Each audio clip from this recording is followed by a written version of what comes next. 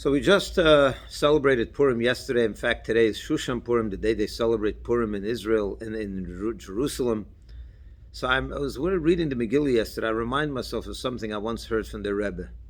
On the opening verses of the Megillah tells us that Achashverosh made a lavish party in his capital city of Shushan for 187 days in total. Can you imagine that? A party for 187 days. And the Megillah describes to us all the different elements of this party, and I'm going to quote them.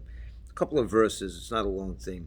He says that there were hangings of white, green, and blue held by cords of linen and purple wool to silver rods and marble pillars.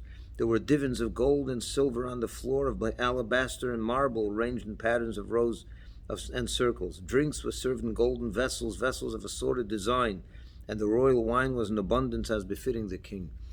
And the Rebbe once asked, what is going on here? Why is the Megillah telling us what kind of hangings colored and how they hung and what rods to pillars and what the floors looked like, alabaster and this design and that design? It's an amazing description here. I understand that the people of Shushan had a great time, but what's the significance and the relevance in our life 2,500 years after the event? And the Rebbe went on to say that there's a great lesson here, that when God gives you an ability, you got to look to Achashverosh. What did he do with his ability? He had money, wealth, the kingdom.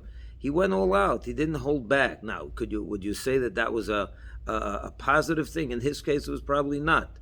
Who goes and makes a party for 187 days? But there's a lesson here that if he utilized it in his kingdom to promote himself, how much more so do we have to go all out to promote Yiddishkeit, to promote godliness, and to promote morality, to promote goodness and kindness and so on.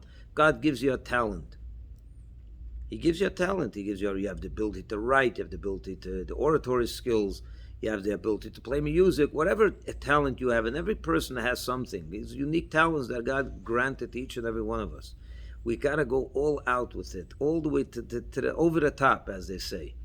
Just like Achashverosh, he utilized his ability over the top. In Yiddishkeit, we got to utilize it for the right purposes. Go over the top. Don't hold back. Don't just do it, as they say in Yiddish, af yoytzit zu sein, just to get by. No, you got to go all the way with whatever talent you have and utilize it to the fullest measure. And you'll see success. Have a happy Purim and go over the top. Shabbat Shalom.